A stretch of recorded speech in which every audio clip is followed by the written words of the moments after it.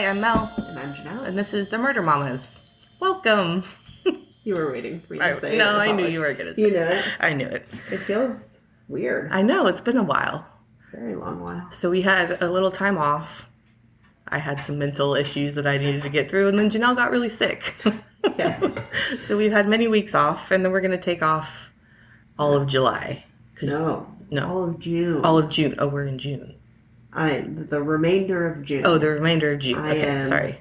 O-U-T. Out. And the first week of July. In the first week of July. Yeah. So we'll be back in July then.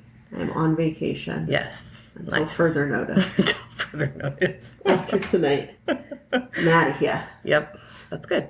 Yeah. Yeah.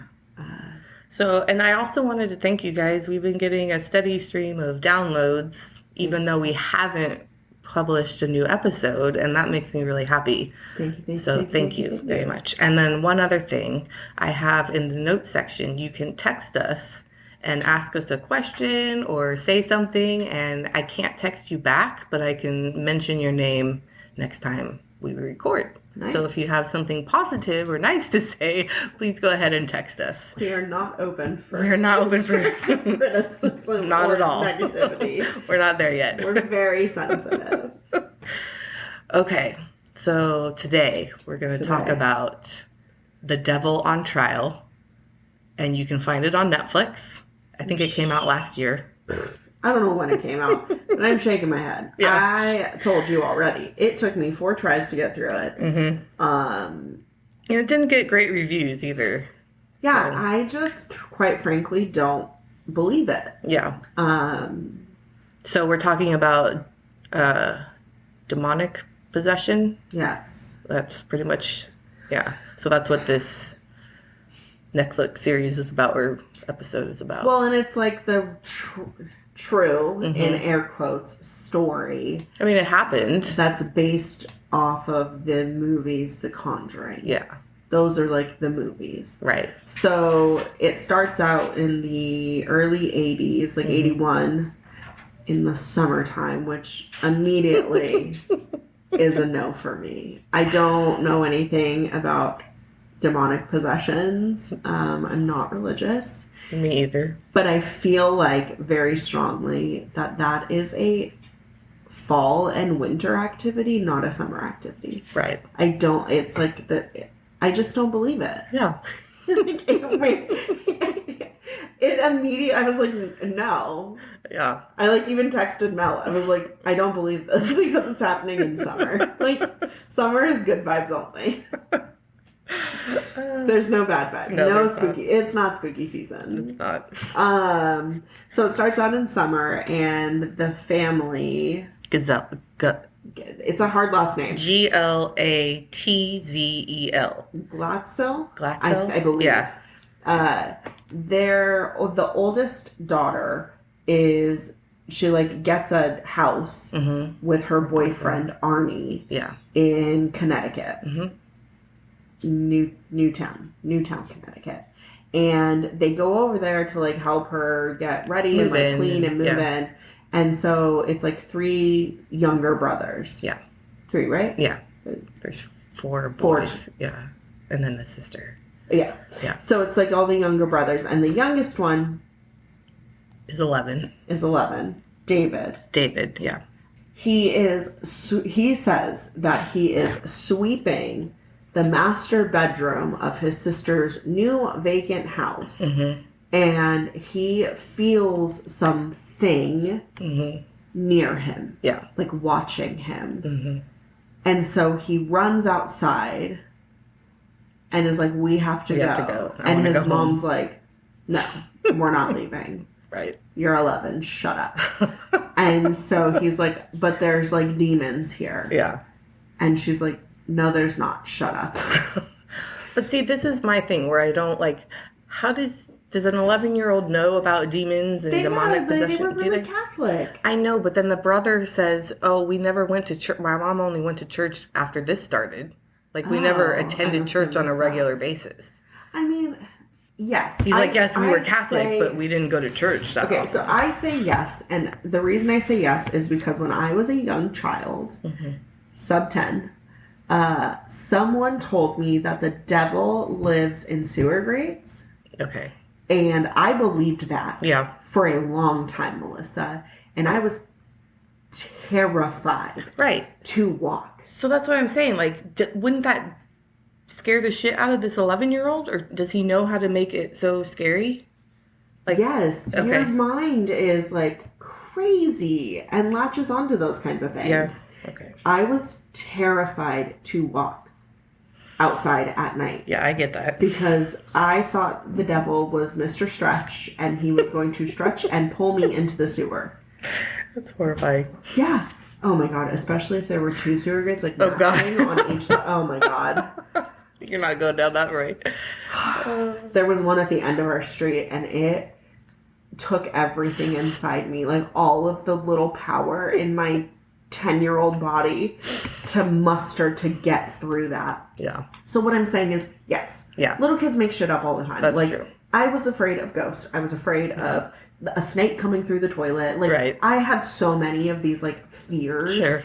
And the 80s was really big on satanic panic. That's true. So, like, I didn't even think of that. Sort of like the framework of all of this. I don't know if it's exactly in the early 80s. No, but that like, makes sense. That was really sort of starting. Yeah. So... that does make sense. Yeah. Mm-hmm. I think that an 11-year-old could, like, that's true. have felt something because our brains are really good at scaring us. Right. And just ran with it. Yeah. And then also that 11-year-old goes on to get all this attention. That's true. And just keeps that going because it feels so good. Say all those bad words to mom. Right? With no repercussions. Yeah, absolutely none. So nothing really happens though. Like he feels that and then shortly after he's like waking up in the middle of the night and like is possessed. Right. By something. Yeah.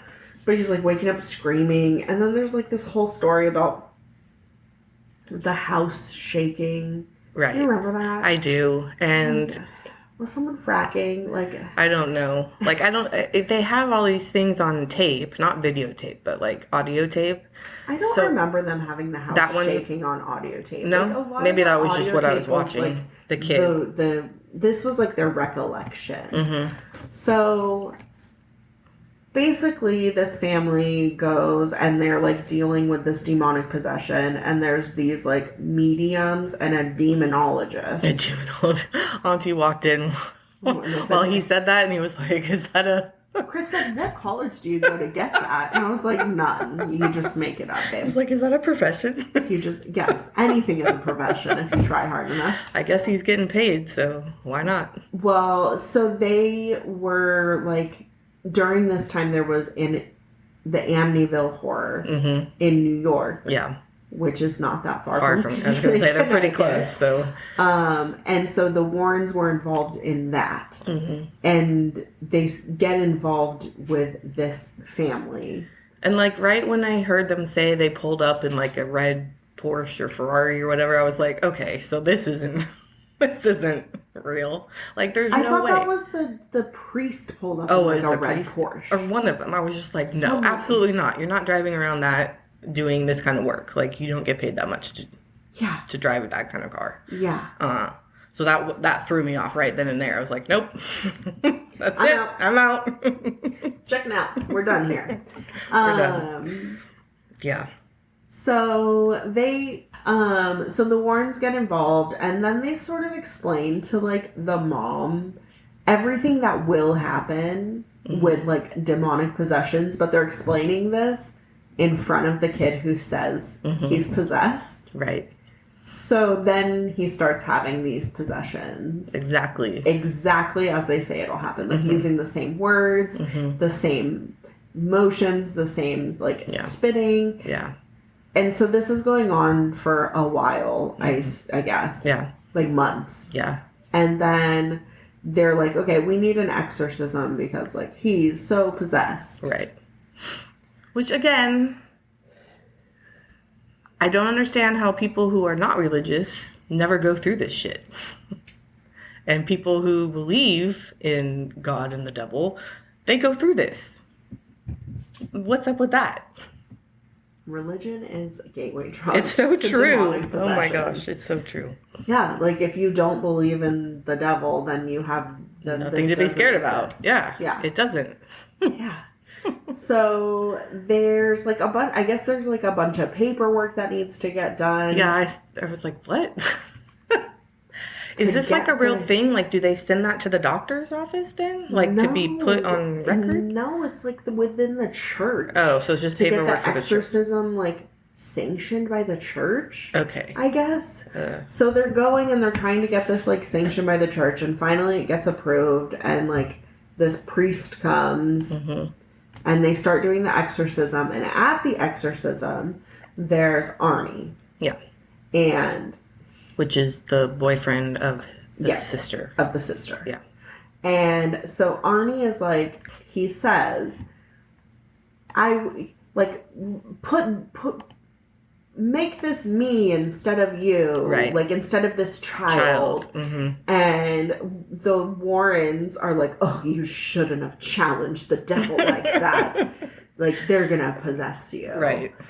And then magically nothing happens. Mm-hmm. So David is no longer possessed. Yep. After the exorcism. He's all gone. Fine. Mm-hmm.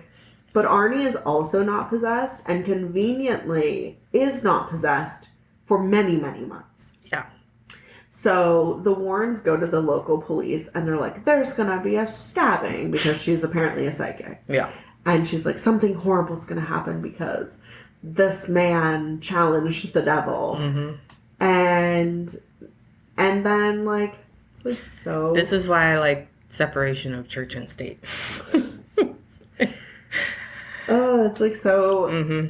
I unbelievable. Yeah. So I lost my train of thought. Sorry.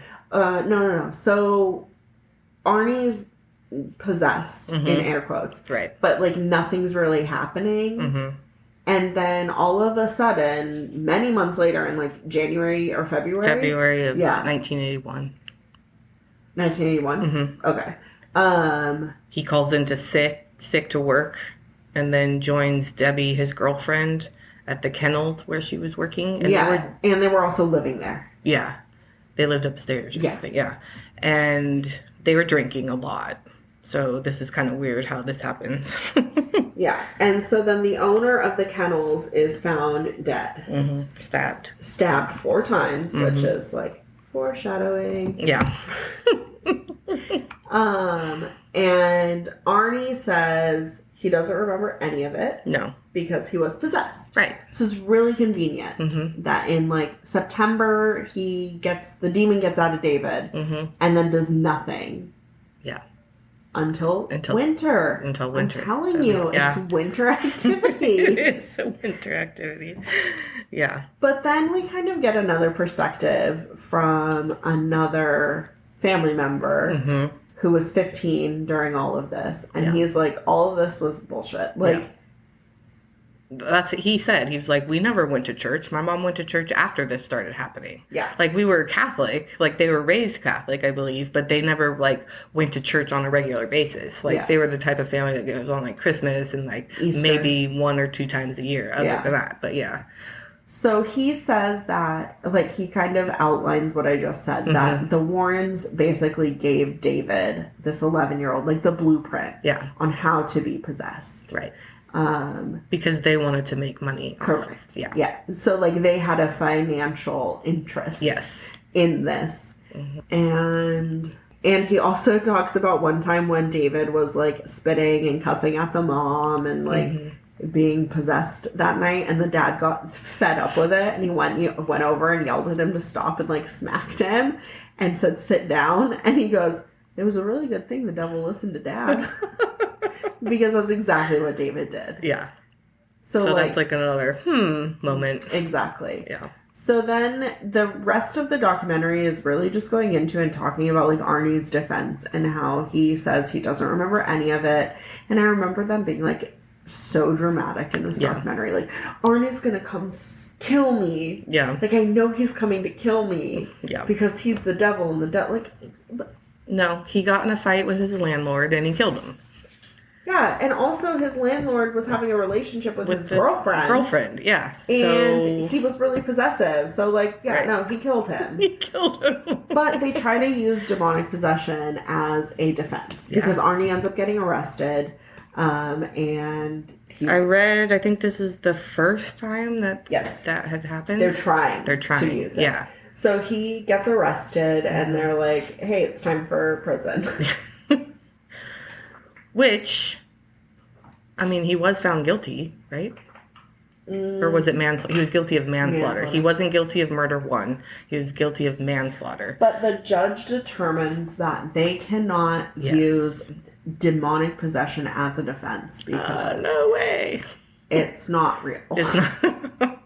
And he gives him the maximum amount, like 10 to 20 years for manslaughter 1. Yeah. Yeah. But he only serves 5 of those years. Which is okay. Yeah. I mean, that's the court system. He still murdered someone, but I mean, I find his lawyer really good. Yeah. They I guess were able to get it switched to manslaughter, but I did think it was funny because they weren't able to use demonic possession at all in any evidence.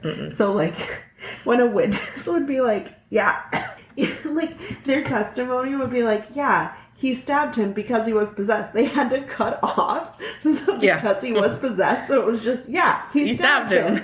That was pretty good. Yeah, that's pretty funny. That's pretty much it. It wasn't very long. It wasn't super long. It wasn't that good. No. Oh, and then the whole family gets quote unquote hoodwinked. Yeah. Because they get no money from the story. So the Warrens want to put out a book because they've written a book before. Correct. And they were telling the family that they're going to get all this money, and they're telling the 11-year-old he's going to be the richest little boy and all this stuff. And and the mom even asks, like, oh, should I get a lawyer before she signs the contract? And they're like, no, it's very normal. Yeah. No. Here. And Don't so do that. they only got $4,500. Yeah. And then the other people, they got $85,000 in 1981. That's a lot. And they're still making money off of it because those Conjuring movies are still coming out. Yeah. So they're making, which their family's not getting that money. It's just the Warrens. Yeah. Yeah. So that's rough. I mean, I wouldn't expect money out of that anyway. I'm like, that would be the furthest thing from my mind is like, oh, now I'm going to get money for this. How do you monetize a demonic possession? Right. I don't know. Don't you feel like if it was real, it would be all over TikTok? Yeah, probably. I just... Probably. Or does that go against community guidelines? Maybe. I don't know. Yeah, I don't know. I'm just not a believer. No, I'm not a believer either. Such a skeptic. Although the kid, the 11-year-old, who's now 40, 50 years old. Yeah. He seemed like he really believed what he's talking about. So, I don't know. At first I was like, oh, maybe this is happening. But then once the brother and then once the Warrens came on and I saw their flashy stuff and I was like, no, well, what if that's the most interesting thing that's ever happened to you? You know, this fake thing was when you got most attention. You would hang on to that glory forever. Probably. I guess if I was 11. But the mom was still hanging on to it too. Hoping that she would get paid. I think a lot of people are mentally ill. Yeah. That took a turn. I'm just yeah, there are. And I think a lot of people have a lot of narcissistic tendencies. Yeah. And that was attention. She goes on national TV about their story. Goes to Hollywood to tell I know, their that's story. What I was like, you went to Hollywood? What? Why? Why does it need to be a story? Yeah, this should have been a private thing inside your family and hope. Exactly. The desire to monetize it makes me feel like it's a scam. It totally is a scam. Yeah, for sure. So. For sure. For sure. That feels really short. It's only 20 minutes. 20 minutes? Oh no. We can put out a short one. Okay. I'll write it in the notes section. This is short. Short. We're going on vacay. We came back for a week and now we're outie again. We're outie 500. Bye. Bye. Thanks for listening. You can find us on Instagram at The Murder Mamas, Facebook, The M Mamas, Twitter, The Murder Mamas, email, themurdermamas@gmail.com. And if you like us and are happy with our content, please leave us a review and a 5-star rating. We would appreciate it. Bye. Bye.